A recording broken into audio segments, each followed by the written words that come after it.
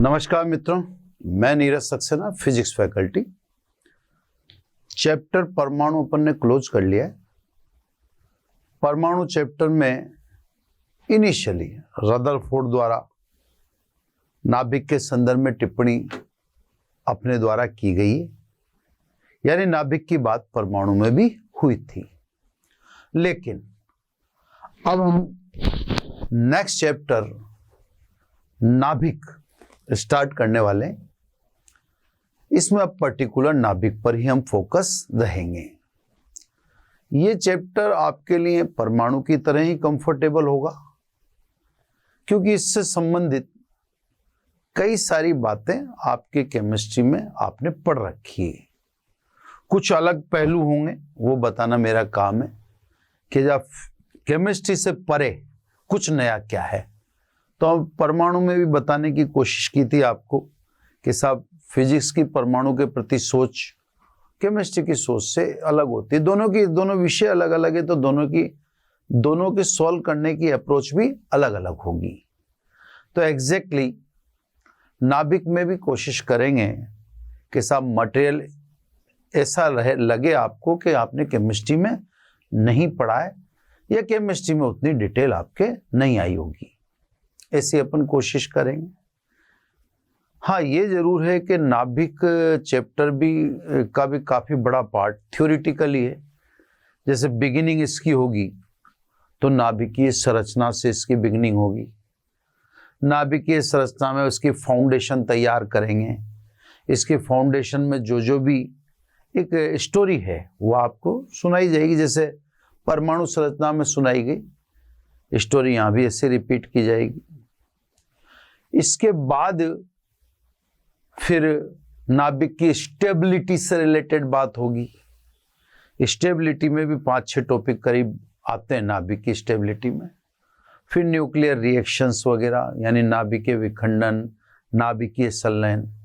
इसके बाद वाला पोर्शन जो है वो मैथमेटिकल रहेगा, थोड़ा सा डेरिवेशनल पोर्शन रहेगा। सेकंड 2 पोर्शन में मान लो आप इसे, तो एक पोर्शन तो इसका थ्योरेटिकल है, बाद वाले पोर्शन में कुछ टॉपिक मैथमेटिकल है। अब आप जानते हो फिजिक्स में वेटेज उनको ही मिलता है जो टॉपिक मैथमेटिकल टाइप के होते हैं, तो बाद वाला पोर्शन इंपॉर्टेंट रहेगा। लेकिन अब शुरू वाला प्रॉफिट जो पार्ट है वो भी लेना तो पड़ेगा इसी अपने को। भले ही क्वेश्चन के पॉइंट ऑफ व्यू से बिगिनिंग वाला पोर्शन इंपॉर्टेंट नहीं है, जो एग्जाम या एकेडमिक में आते हैं या आपके कंपटीशन एग्जाम में भी जो मिलता है आपको मटेरियल, वो आपको सेकंड पार्ट में से मिलता है, फर्स्ट पार्ट में से नहीं मिलता।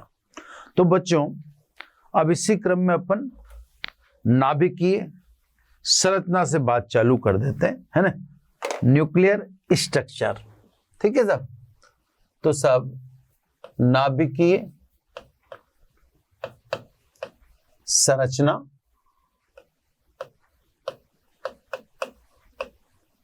यानी न्यूक्लियर स्ट्रक्चर, है ना। नाभिकीय संरचना में बात रदरफोर्ड से स्टार्ट होगी, क्योंकि बात नाभिक की है ना। तो सब सन 1911 लगभग, है ना। सन 1911 में अल्फा कण प्रकीर्णन प्रयोग से वैज्ञानिक रदरफोर्ड ने नाभिक की खोज की। अपन ने भी पढ़ रखा है, परमाणु चैप्टर में भी ये वाकया सामने आया है, ठीक है। नाभिक के आकार का आकलन भी रदरफोर्ड ने किया है। रदरफोर्ड के आकलन अनुसार नाभिक का आकार लगभग 10⁻⁻14 -15 परास का है ना साहब। यानी नाभिक परमाणु की तुलना में बहुत सूक्ष्म है, ठीक है। नाभिक धनावेशित केंद्र है, यानी परमाणु का समस्त धनावेश नाभिक में एकत्रित रहता है या नाभिक के अंदर उपस्थित रहता है। क्योंकि थॉमसन की भांति रदरफोर्ड ने भी इस मान्यता को स्वीकार किया कि परमाणु विद्युत उदासीन है, तो स्वाभाविक है कि नाभिक के अंदर प्रोटॉनों की संख्या उसके बाहर उपस्थित इलेक्ट्रॉनों की संख्या के बराबर होती है। क्योंकि अब बात प्रोटॉन की आ चुकी, तो प्रोटॉन के खोजकर्ता रदरफोर्ड, हालांकि गोल्डस्टीन का भी नाम आता है, लेकिन प्रॉपर अगर आप देखेंगे तो रदरफोर्ड ही प्रोटॉन के खोज करने वाले हैं, है ना। तो इसीलिए स्वाभाविक है वो कह रहे हैं भाई खोज कर ली, तो वो जान गए कि प्रोटॉन पर आवेश इलेक्ट्रॉन के बराबर लेकिन धनात्मक है। हाँ, द्रव्यमान प्रोटॉन का इलेक्ट्रॉन से बहुत अधिक है। तो ये व्याख्या रदरफोर्ड की है ना।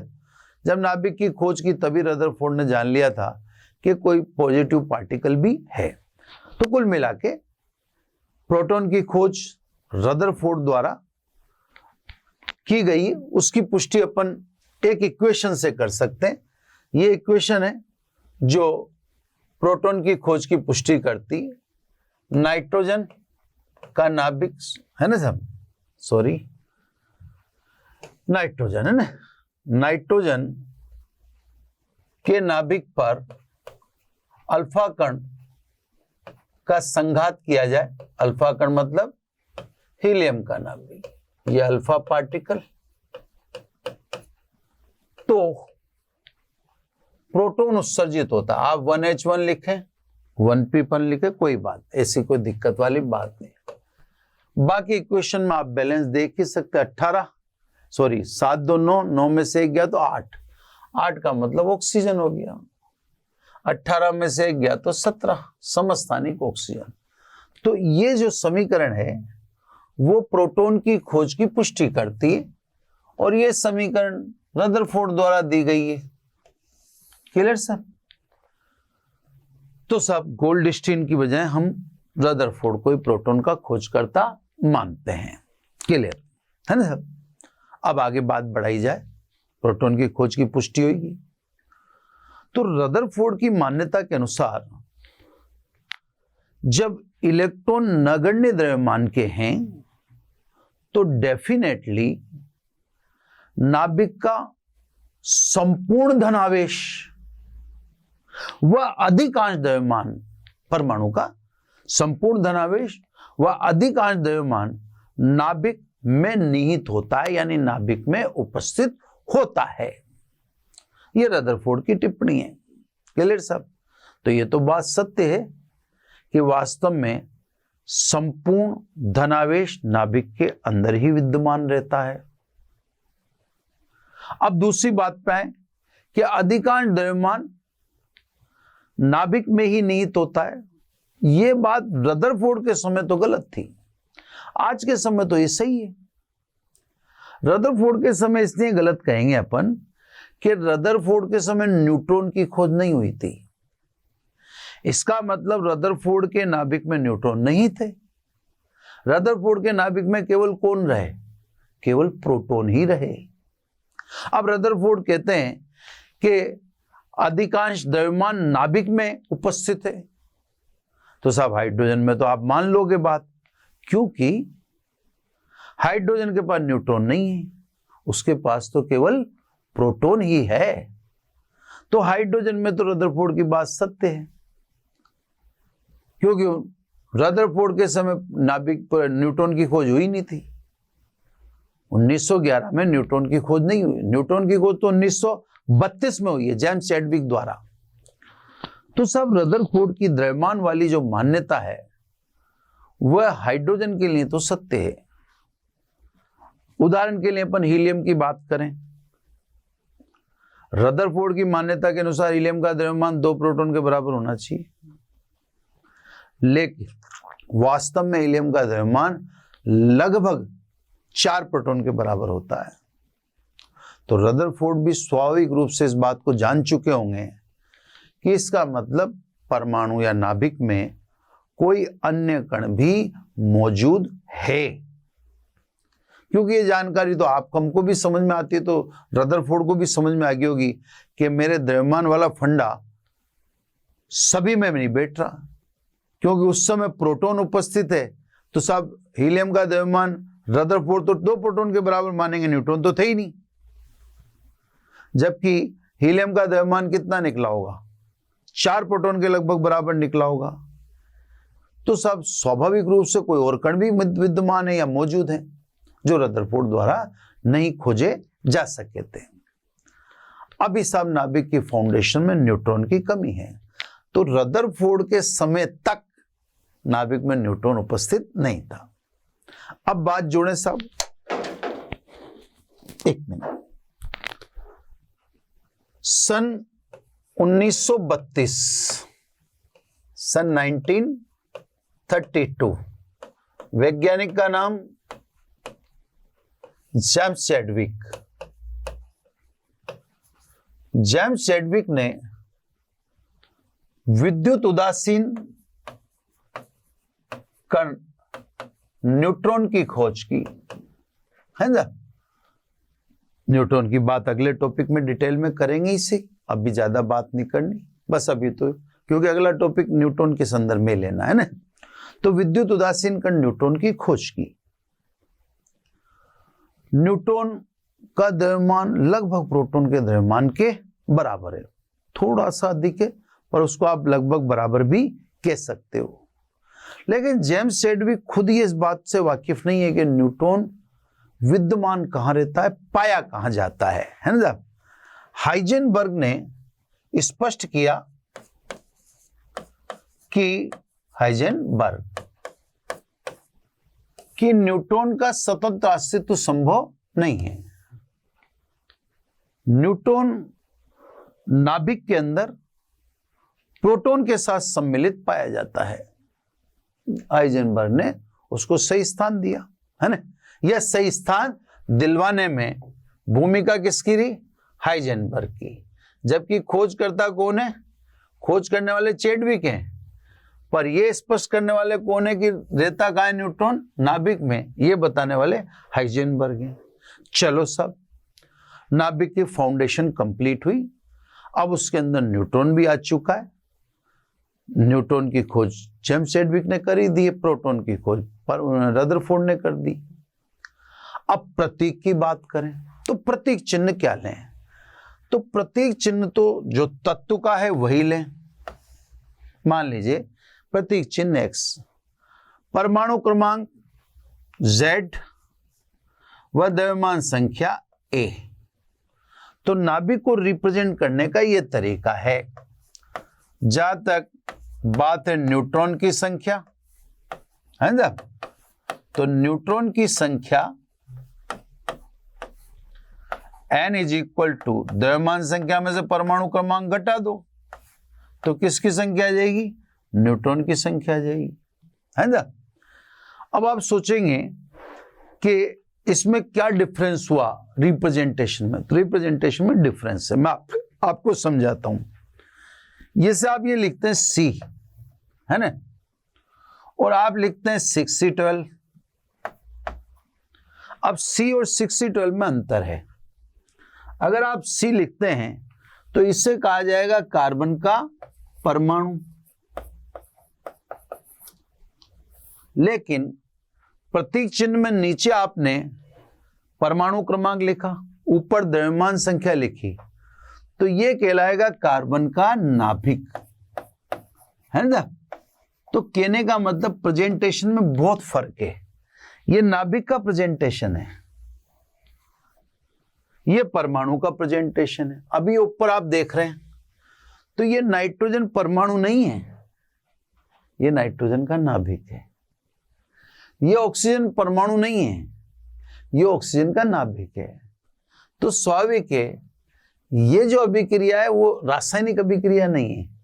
ये जो अभिक्रिया आप देख रहे हो, इस अभिक्रिया को कहते हैं नाभिकीय अभिक्रिया।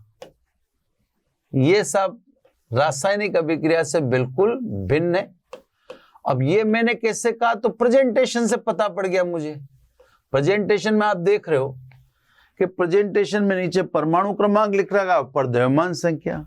तो कहने का मतलब यह है कि प्रेजेंटेशन में ऐसा नहीं कि प्रेजेंटेशन सेम है, प्रेजेंटेशन में डिफरेंस है ना।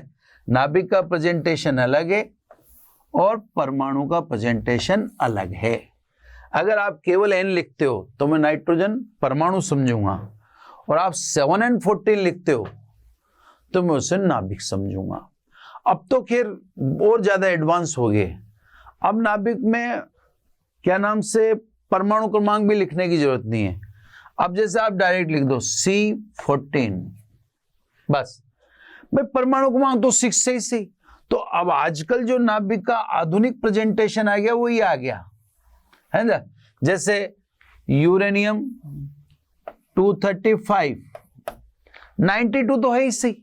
तो अब जो लेटेस्ट जो चल रहा है ट्रेंड, लेटेस्ट में तो आपको द्रव्यमान संख्या ही लिखनी है। तो नाभिक का प्रेजेंटेशन अलग है, परमाणु का प्रेजेंटेशन अलग है।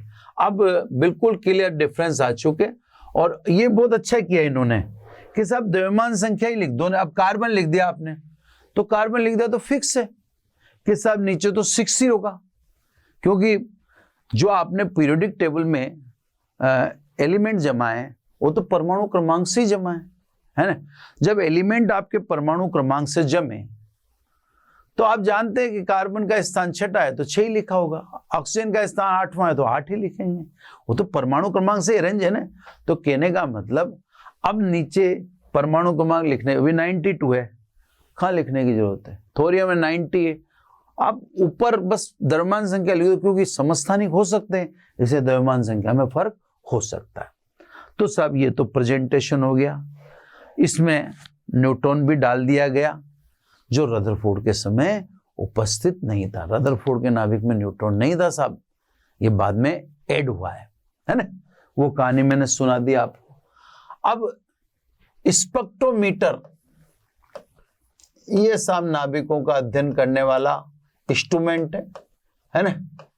स्पेक्ट्रोमीटर के अध्ययन से ये पाया गया कि नाभिक भी अनेक प्रकार के होते हैं, यानी नाभिकों के भी प्रकार निकलते हैं। तो साहब अब नाभिकों के प्रकार के संदर्भ में बात करेंगे।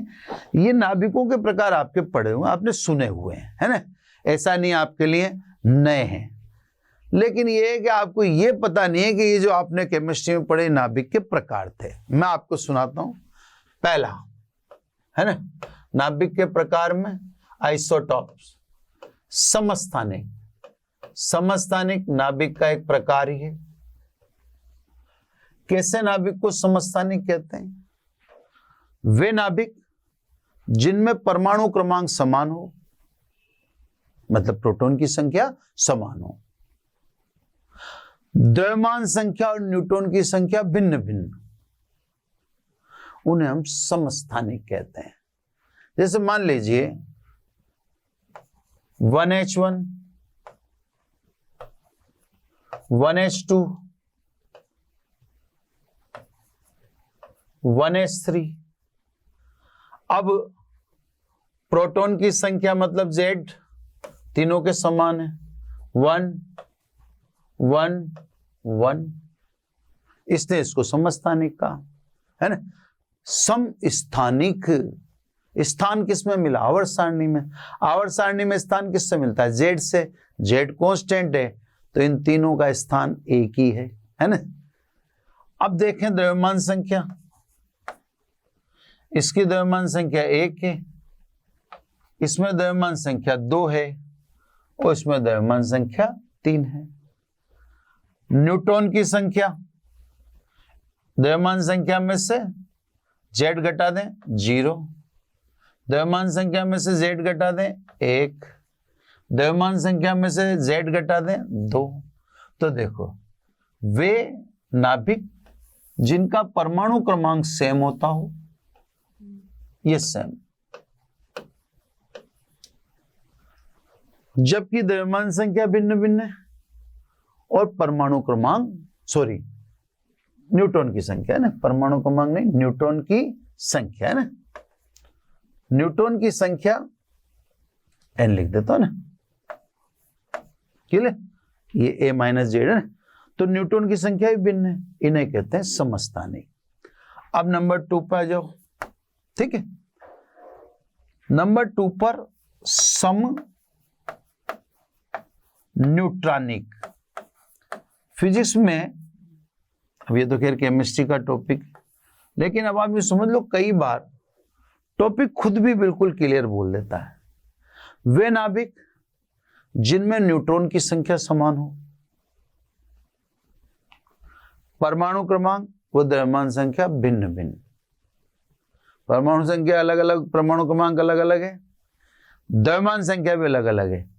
केवल न्यूट्रॉन की संख्या समान है, उन्हें कहेंगे समन्यूट्रॉनिक। जैसे 7n14 व 6c13 है ना। अब देखें आप, इसमें न्यूट्रॉन की संख्या कितनी हुई, द्रव्यमान संख्या में से परमाणु क्रमांक घटा दें 7। इसमें देखें न्यूट्रॉन की संख्या कितनी, परमाणु क्रमांक में से द्रव्यमान संख्या घटा दी, सॉरी द्रव्यमान संख्या में से परमाणु क्रमांक 7, दोनों में न्यूट्रॉन की संख्या समान है ना। क्लियर? तो दोनों में न्यूट्रॉन समान है, सामने दिख रहा है आपको, है ना। इसमें भी 7 है इसमें, लेकिन परमाणु क्रमांक एक का 7 एक का 6 है। द्रव्यमान संख्या एक की 13 और एक की 14 है। तो वे नाभिक जिनमें न्यूट्रॉन की संख्या सेम हो, लेकिन जिनमें द्रव्यमान संख्या व परमाणु क्रमांक भिन्न भिन्न है, उन्हें समन्यूट्रॉनिक कहते हैं। यह नाभिक का दूसरा प्रकार। ठीक है। नाभिक का तीसरा प्रकार, यह भी नाम से समझ में आ जाएगा आपको, समभारिक, समान वजन वाले। यानी वे नाभिक जिनकी द्रव्यमान संख्या समान हो, है ना, द्रव्यमान संख्या समान है, लेकिन परमाणु क्रमांक Z व न्यूट्रॉन की संख्या भिन्न भिन्न, उन्हें हम कहते हैं समभारिक। जैसे 2He3 व 1H3। अब देखें दोनों में द्रव्यमान संख्या तो 3 ही है, लेकिन प्रोटॉनों की संख्या इसमें 2 है, इसमें 1 है।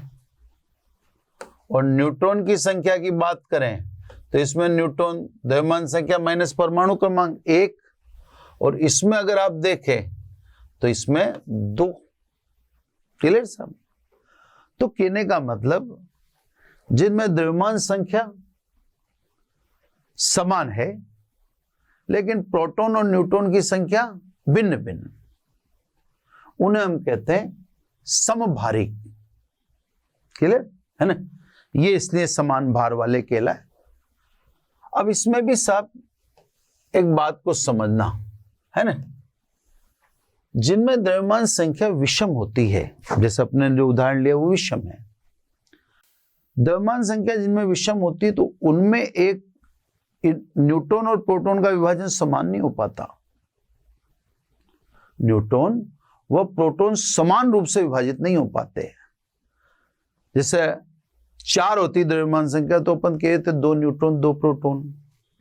6 होती तो अपन कहते 3 न्यूट्रॉन 3 प्रोटॉन।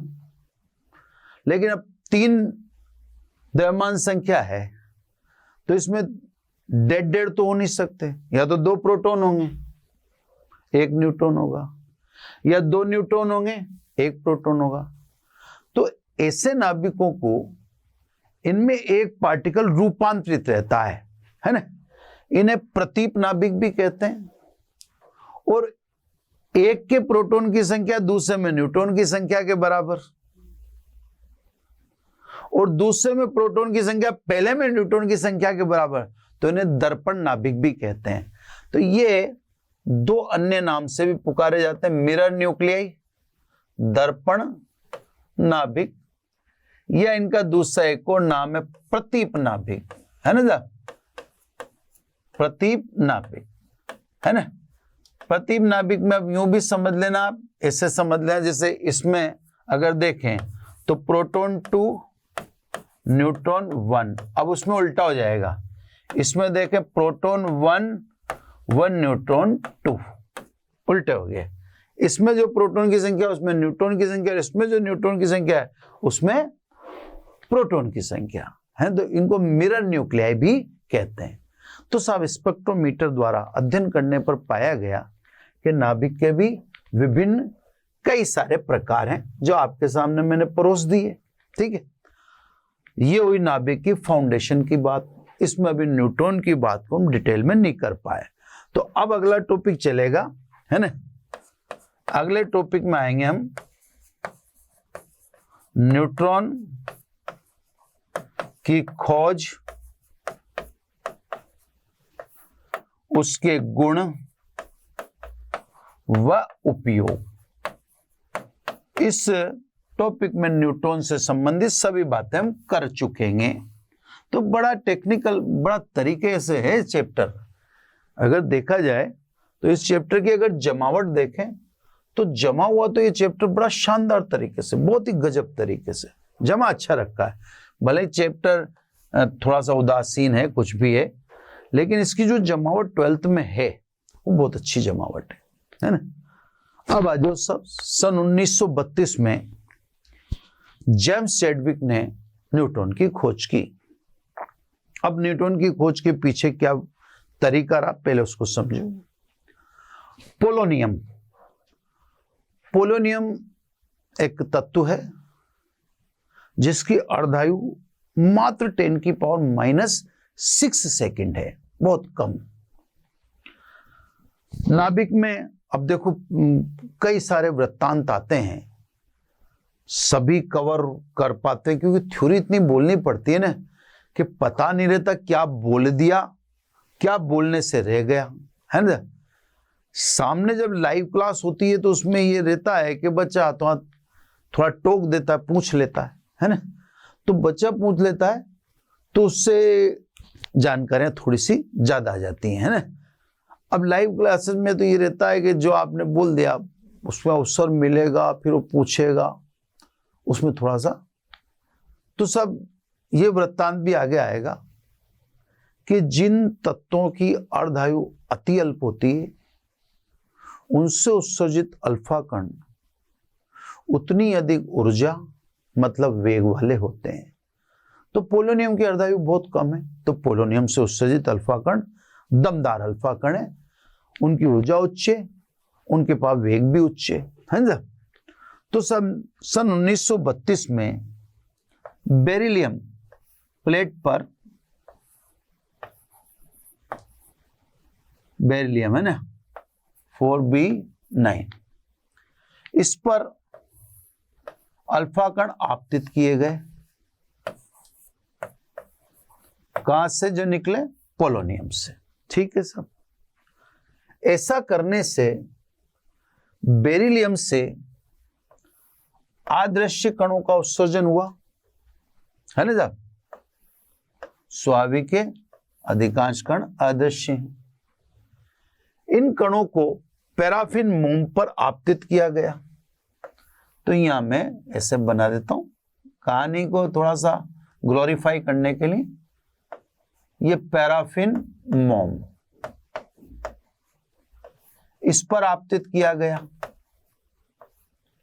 तो पैराफिन मोम से प्रोटॉनों का उत्सर्जन होता है, प्रोटॉनों का उत्सर्जन होता है ना। अब देखो चैडविक को यह पता है कि सब बेरिलियम पर क्या आपतित किया गया, यानी ये पार्टिकल नोन है, ज्ञात पार्टिकल है ना।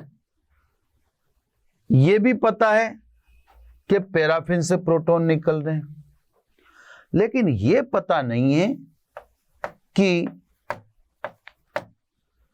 जो बेरिलियम से पैराफिन पे आए वो कौन थे। इन कणों का पता नहीं क्योंकि पूर्व में देखे गए कण में से तो नहीं थे। अगर पूर्व में देखे गए में से होते तो फिर इतनी माथापच्ची की बात ही कहां होती। फिर तो अपने को सोचने की जरूरत है, अपन भी इस पर विचार नहीं कर रहे होते और ये चीज हमारे सामने आती भी नहीं। कई चीजें नहीं भी तो आती जब हमें पता ही कि साहब फला पार्टिकल है ना, तो कहां आती। तो सब शुरू में ये माना गया कि बेरिलियम से जो पैराफिन पे आ रहे हैं वो हैं तो बहुत ऊर्जा वाले।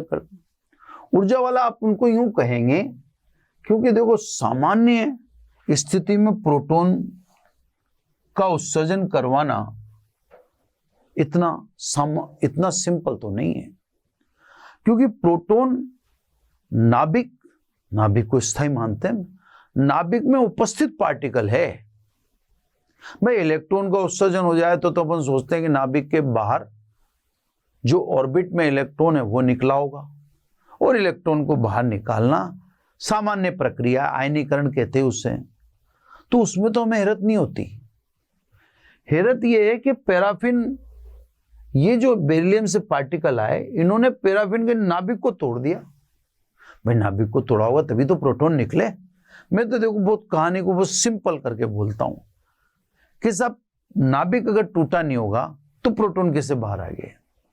तो ये तो साइंटिफिकली भी जाना जा रहा है कि यार ये जो बेरिलियम से पैराफिन पर आए ये पार्टिकल हैं तो बहुत दमदार इसलिए क्योंकि इन्होंने पैराफिन से क्या निकलवा दिए, प्रोटॉन किसी भी सामान्य प्रक्रिया में नहीं निकलते हैं, ये मेरी जानकारी है। ठीक है साहब। अब साहब ये कौन से पार्टिकल हैं, तो भिन्न भिन्न वैज्ञानिक जैसे क्यूरी है, जॉलेट है, इसके अलावा आपके बोथे बेकर हैं, जो उस समय के ज्वलंत फेमस साइंटिस्ट थे, उनकी अपनी अलग अलग राय थी। पर ये मानते थे वो कि साहब ये जो बेरिलियम से पैराफिन पर जो पार्टिकल आए ये गामा कण है 100%, क्योंकि इनके पास ऊर्जा बहुत थी। अब एक्चुअली अभी आप शायद धीरे धीरे चैप्टर में भी इन्वॉल्व होंगे या केमिस्ट्री में भी आपने पढ़े होंगे कि कोई भी रिएक्शन लिख देने से सत्य नहीं हो जाती। अभी जैसे मान लो मैंने नाभिकीय अभिक्रिया लिखी, ये मेरे लिख देने से सही थोड़ी हो जाती है। नाभिकीय अभिक्रिया को सत्य तभी माना जाएगा जब वह ऊर्जा संरक्षण, कोणीय संवेग संरक्षण, द्रव्यमान ऊर्जा संरक्षण, आवेश संरक्षण, इन सभी का पालन करती होगी। कोई भी अभिक्रिया से सत्य थोड़ी मान ली जाएगी।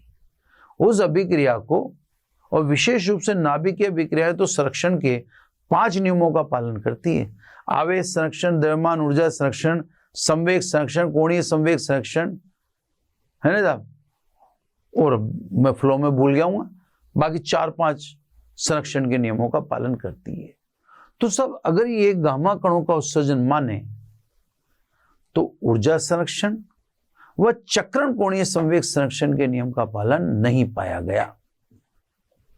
फिर खुद जेम्स चैडविक ने कोणीय संवेग संरक्षण व ऊर्जा संरक्षण के नियमों को आधार बनाकर स्पष्ट किया कि बेरिलियम से पैराफिन पर आने वाले पार्टिकल ऐसे पार्टिकल हैं जिनका द्रव्यमान लगभग प्रोटॉन के द्रव्यमान के बराबर, लेकिन यह पार्टिकल विद्युत उदासीन हैं। इसीलिए इन पार्टिकल को न्यूट्रल,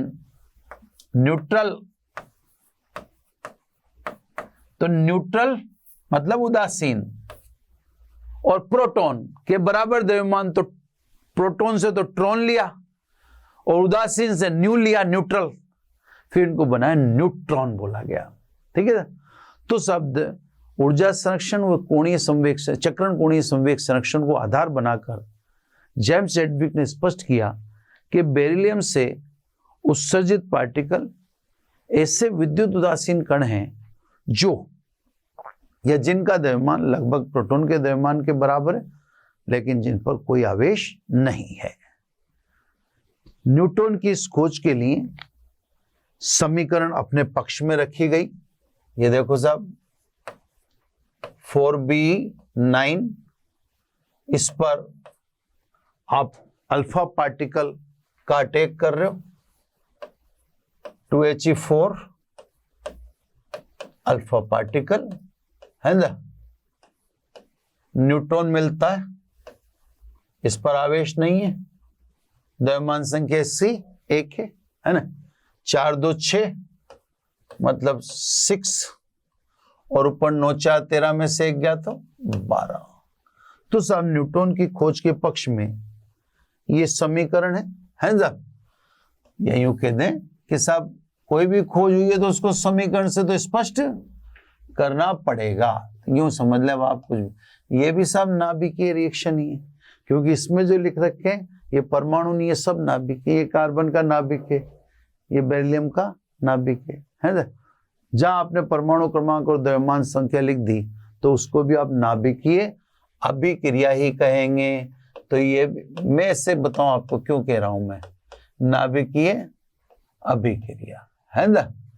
मैं आपको बताता हूं, एक्चुअली इससे 2-5 नाभिकीय अभिक्रिया आप याद कर लेना। ये नाभिकीय अभिक्रिया कहीं भी चेप सकते हो आप, कहीं भी टिका देना, है ना। इसे एक वो याद कर लिए, एक याद कर लिए, इसे 2-4 नाभिकीय अभिक्रियाएं याद कर लो। ये याद अभिक्रिया आप कहीं भी कई जगह उदाहरण में लगा सकते हो, वहां पे दर्शा सकते हो। उसका एक फायदा तो होता है कि आप जो भी चेक कर रहा होगा वो आपसे इम्प्रेस तो होगा इसे, क्योंकि आप एक सबूत भी तो पेश कर रहे हैं, है ना। 1935 में जेम्स चैडविक को न्यूटन की खोज के लिए नोबेल पुरस्कार से सम्मानित किया गया।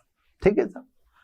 अब आ जाएं दूसरे फेज में, न्यूटन के गुण की बात कर लें साहब, है ना, छोटे छोटे पदों में।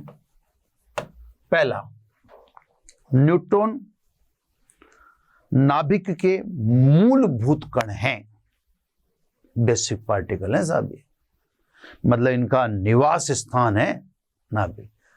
तो साहब न्यूटन नाभिक के मूलभूत कण हैं जो नाभिक में प्रोटॉन के साथ सम्मिलित पाए जाते हैं, है ना साहब। तो ये नाभिक के मूलभूत कण हैं, इनका निवास स्थान है वो। और ये किसके साथ रहते हैं? इनका पड़ोसी या इनके घर में रहने वाला इनके साथ कौन है? प्रोटॉन, है ना। तो सब बेसिक पार्टिकल ऑफ न्यूक्लियस, और रहते ये न्यूट्रॉन के साथ है, सॉरी प्रोटॉन के साथ। दूसरी प्रॉपर्टी, दूसरा गुण, ये विद्युत उदासीन कण हैं, आवेश रहित हैं। इनका द्रव्यमान लगभग प्रोटॉन के द्रव्यमान के बराबर होता है। थोड़ा सा अंतर देख लें अपन, जैसे मास ऑफ प्रोटॉन और मास ऑफ न्यूट्रॉन। अब देखो वो अंतर इतना है, ये देखो इसमें 4-6 लिख देते हैं कई बार। अब थोड़ा बहुत तो देखो, ये 10⁻⁻27 kg, ये प्रोटॉन का द्रव्यमान और ये न्यूट्रॉन का द्रव्यमान।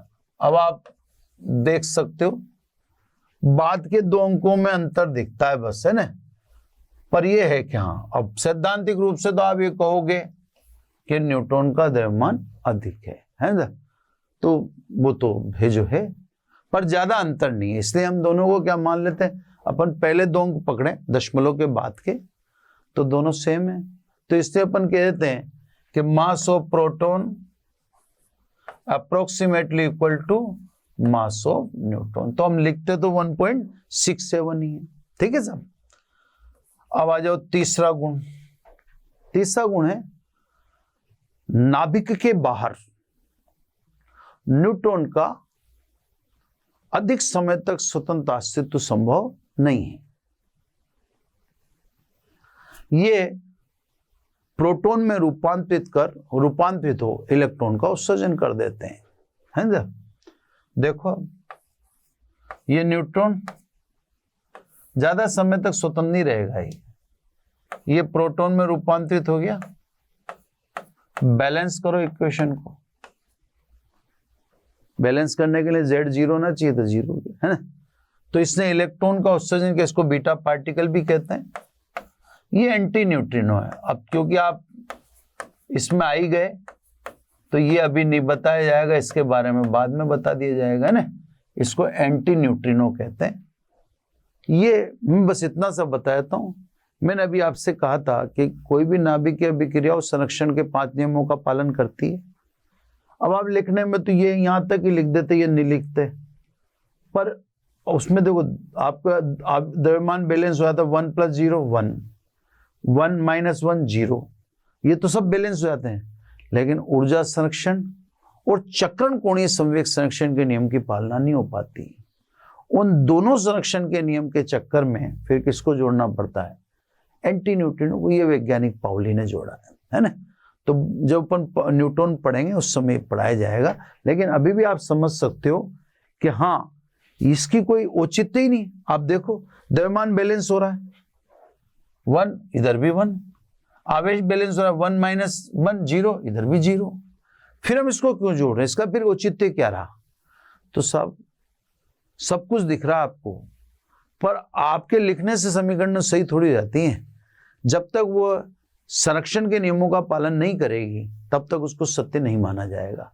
तो ये इक्वेशन इस पोजीशन में ऊर्जा संरक्षण व चक्रण कोणीय संवेग संरक्षण के नियम का पालन नहीं करती है।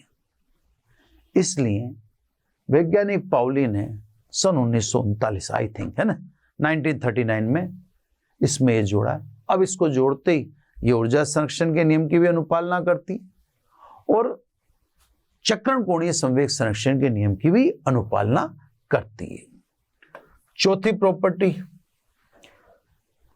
इनकी अर्धायु लगभग 13 मिनट है। अब ये एग्जैक्ट नहीं, कोई 12 मिनट लिखा मिलता है, कहीं 13 मिनट है ना। नंबर 5 एक विशेष बात है जो आगे कोई काम आ जाए थोड़ी बहुत। इलेक्ट्रॉन और प्रोटॉन की भांति न्यूट्रॉन का चक्रण कोणीय संवेग भी ±1/2 h/2π होता है। देखो न्यूट्रॉन का भी यही है, सॉरी प्रोटॉन का भी यही है, इलेक्ट्रॉन का चक्रण कोणीय संवेग भी यही है और न्यूट्रॉन का भी यही है। तो सब चक्रण कोणीय संवेग इलेक्ट्रॉन और प्रोटॉन की भांति न्यूट्रॉन का भी ±½ h/2π है। प्रॉपर्टी नंबर 6 है ना, ये आवेश रहित कण है। ये बहुत छठी प्रॉपर्टी, बहुत शानदार प्रॉपर्टी। ये आवेश रहित कण है, इससे विद्युत व चुंबकीय क्षेत्र से प्रभावित नहीं होते। यानी इलेक्ट्रॉन नाभिक में परमाणु में, उससे इनको कुछ लेना देना नहीं है। नाभिक में प्रोटॉन है, उससे भी इनको कोई लेना देना नहीं है।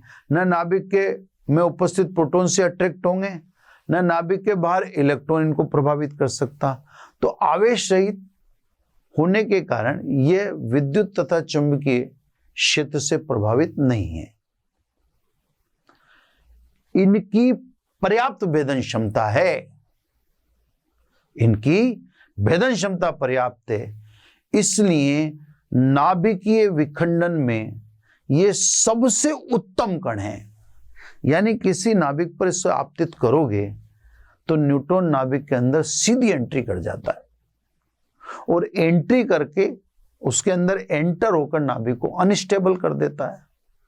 नाभिक जब अनस्टेबल होगा तो बिखरेगा, उसे को अपन विखंडन कहते हैं, है ना। तो सब न्यूट्रॉन आवेश रहित पार्टिकल है, इससे विद्युत व चुंबकीय क्षेत्र से प्रभावित नहीं है। इसकी भेदन क्षमता पर्याप्त है, इसलिए यह सीधा नाभिक के अंदर प्रवेश कर जाता है। इसलिए यह नाभिकीय विखंडन के लिए सबसे उत्तम पार्टिकल है वास्तव में, है ना। तो नाभिकीय विखंडन इसके बलबूते होता है। इसकी आयनीकरण क्षमता अल्प है। आयनीकरण जिनकी भेदन क्षमता अच्छी होती है उनकी आयनीकरण क्षमता लगभग अल्प ही होती है ना। लास्ट गुण में लास्ट में सब जैसे भारी पानी है, बेरिलियम ऑक्साइड है, ग्रेफाइट है, ये वह पदार्थ हैं जो न्यूट्रॉन को धीमा कर देते हैं, उनकी गति को धीमी कर देते हैं। इन्हें मंदक कहा जाता है ना। तो ये जो है भारी पानी, बेरिलियम ऑक्साइड, ग्रेफाइट, गर्म पानी, ये सब न्यूटन की गति को धीमा करने वाले पदार्थ हैं। इन पदार्थों को मंदक कहते हैं। तो ये सब न्यूटन के संदर्भ में न्यूटन की बात होगी, है ना। अब उपयोग, है ना, न्यूटन के क्या क्या यूज हैं, तो अब उपयोग, है ना, तो न्यूटन का टॉपिक खत्म हो जाएगा। अब उपयोग, न्यूटन का उपयोग आप कई जगह कर सकते हो, है ना। जैसे अभी मैंने आपको सुनाया, उस आधार पर आप लिख दोगे नाभिकीय विखंडन में सबसे शानदार यूज है ना, नाभिकीय विखंडन में। नंबर 2, कैंसर के उपचार में, थेरेपी वगैरह में काम आता है ना। नंबर 3, पदार्थ के अपवर्तनांक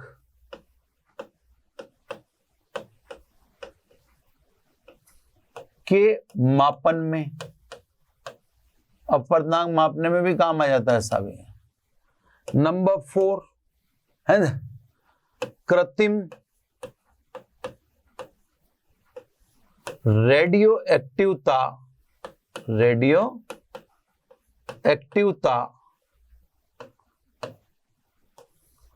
उत्पन्न करने में,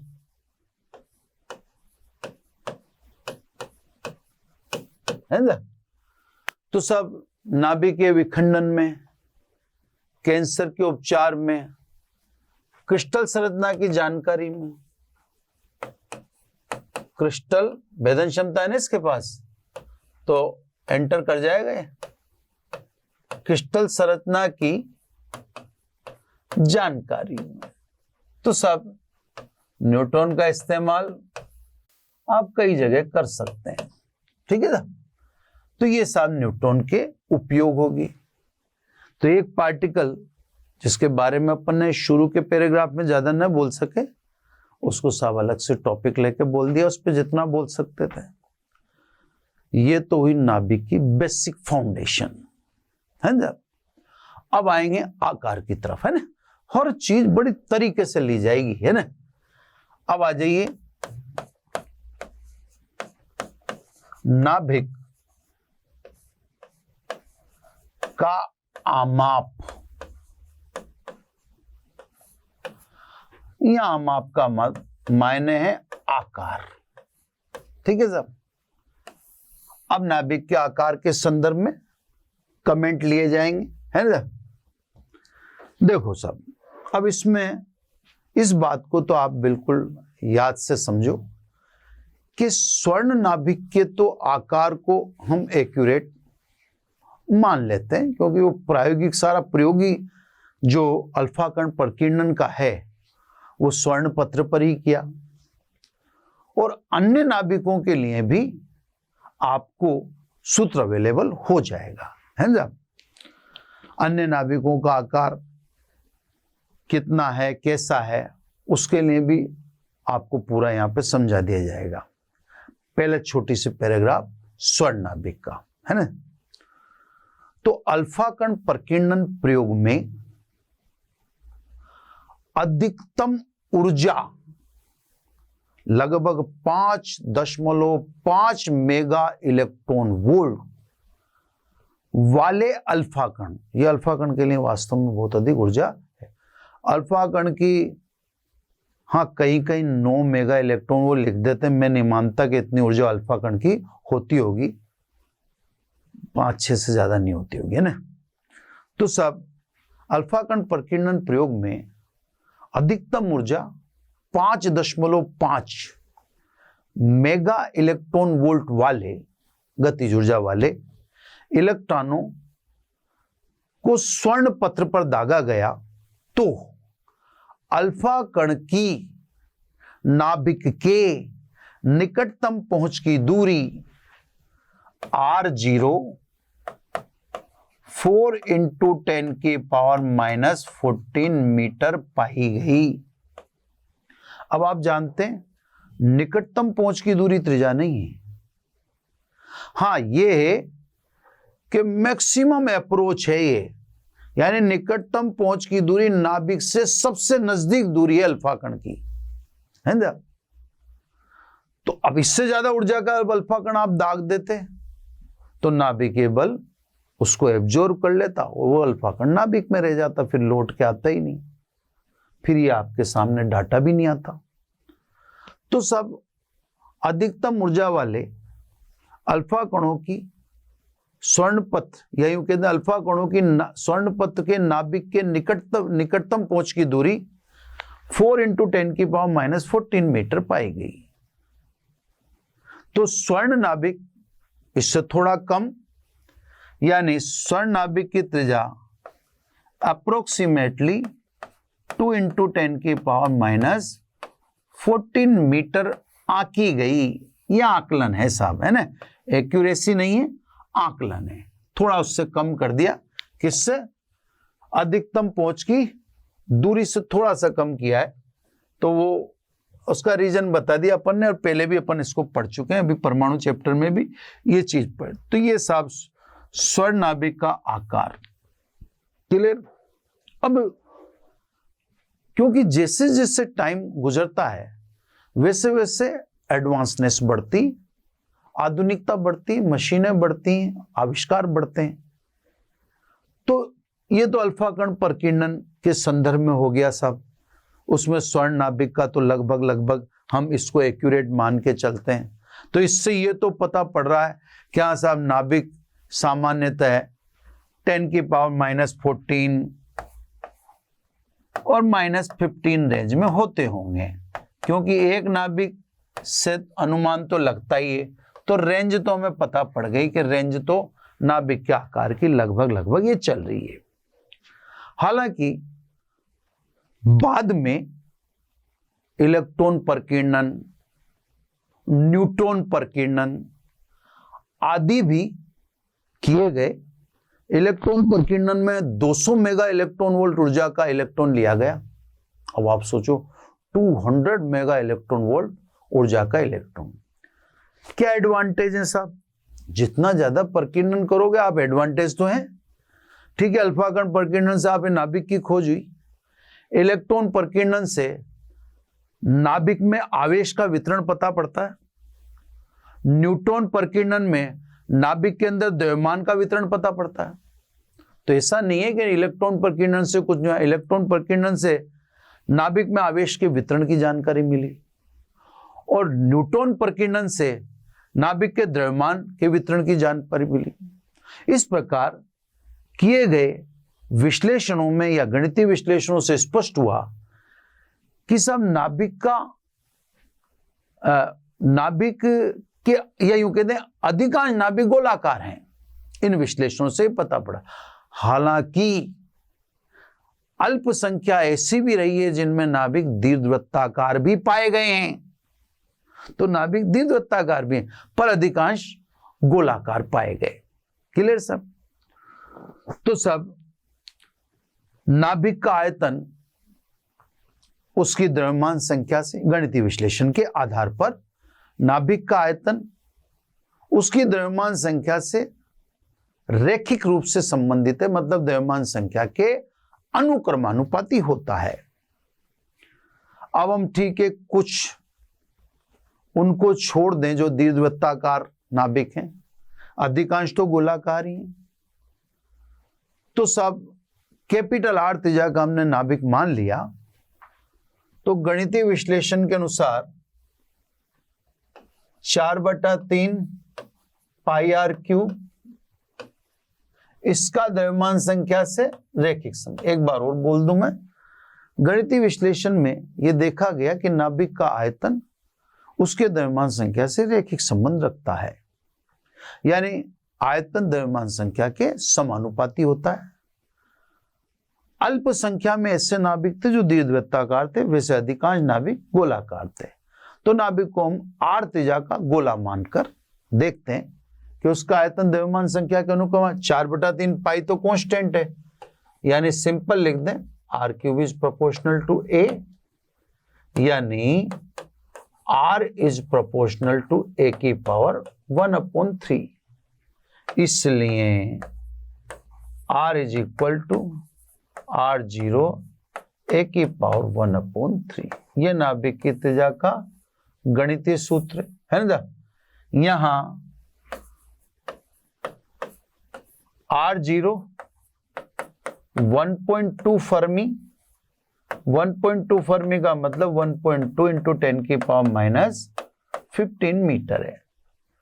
तो सब स्वर्ण नाभिक का तो आपको एक्यूरेट पता पड़ ही गया, और अन्य नाभिक हैं, अन्य नाभिक के आकार आप इससे ज्ञात कर लें, क्योंकि ये जो चीज है ये किसके आधार पर है, गणितीय विश्लेषण है ना, गणितीय विश्लेषण के अनुसार है ना। नाभिक का आयतन उसकी द्रव्यमान संख्या के अनुक्रमानुपाती होता है। यहां पे एक छोटा सा क्वेश्चन भी मैं बता दूं आपको, थोड़ा सा इंपॉर्टेंट मान लेना आप इसे, है ना। सिद्ध करो कि नाभिकीय घनत्व उसकी द्रव्यमान संख्या पर निर्भर नहीं करता। या तो इस क्वेश्चन को इससे ले लो, या इस क्वेश्चन का तरीका यह भी है कि साहब नाभिक का आयतन तो द्रव्यमान संख्या पर निर्भर करता है। नाभिक का दो तरीके से क्वेश्चन, पहला तो मैं बोल रहा हूं सिद्ध करो कि नाभिक का घनत्व द्रव्यमान संख्या पर निर्भर नहीं करता है, एक तो ये बोल दिया मैंने। दूसरा मैं बोल रहा हूं इसी क्वेश्चन को ऐसे भी बोलते हैं कि नाभिक का आयतन द्रव्यमान संख्या पर निर्भर करता है, क्लियर, लेकिन नाभिक का घनत्व निर्भर नहीं करता। चलो है ना। अब देखो नाभिकीय घनत्व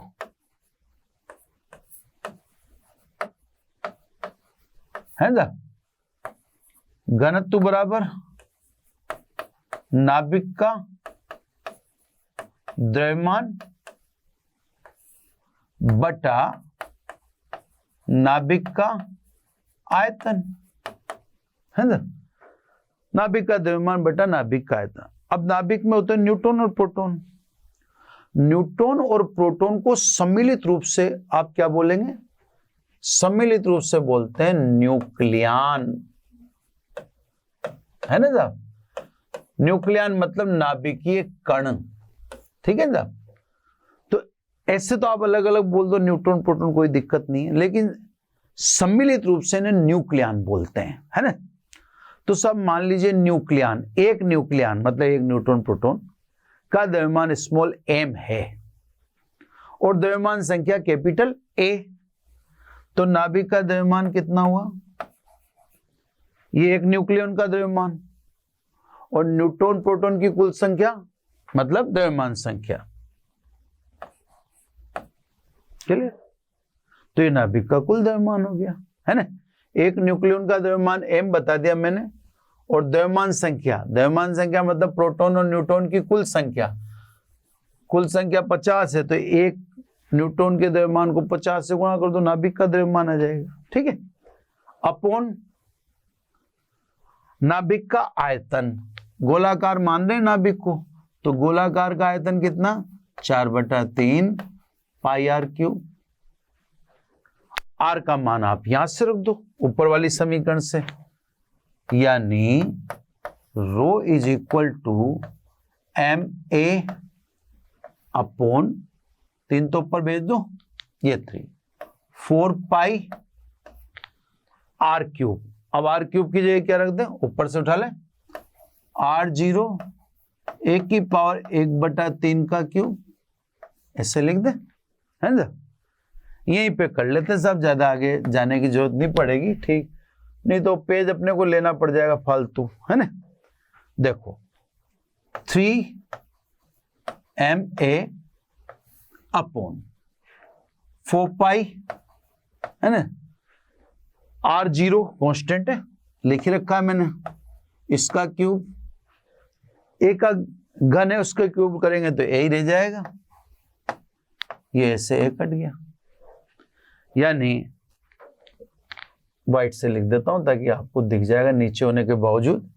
इसलिए रो बराबर, अब रो बराबर में क्या बचा ऊपर, तो 3m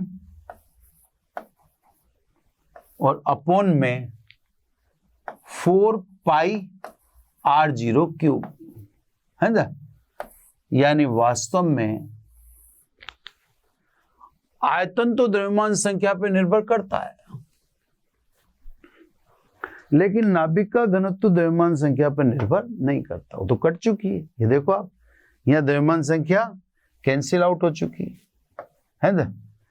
इस हिसाब से अगर अपन माने 3 कांस्टेंट, न्यूक्लियन का द्रव्यमान कांस्टेंट, 4 पाई कांस्टेंट, r0 कांस्टेंट, तो साहब ये नियत है। इसका मतलब ठीक है, नाभिक अलग अलग होते हैं, ये तो बात सही है, लेकिन सभी नाभिकों का घनत्व समान होता है। ये मैं नहीं कह रहा, ये आपके सामने ये लिए गए क्वेश्चन की पुष्टि है कि साहब नाभिक का घनत्व द्रव्यमान संख्या पर निर्भर नहीं करता। इसका मतलब भिन्न भिन्न नाभिकों या नाभिक भिन्न भिन्न होते हैं अलग अलग तत्वों के, लेकिन उन सब का घनत्व एक ही होता है। क्योंकि ये आप देखो ना, r0 शुद्ध कांस्टेंट 1.2 फर्मी और m न्यूक्लियन का द्रव्यमान है 3, 4 पाई, ये तो कांस्टेंट है इससे।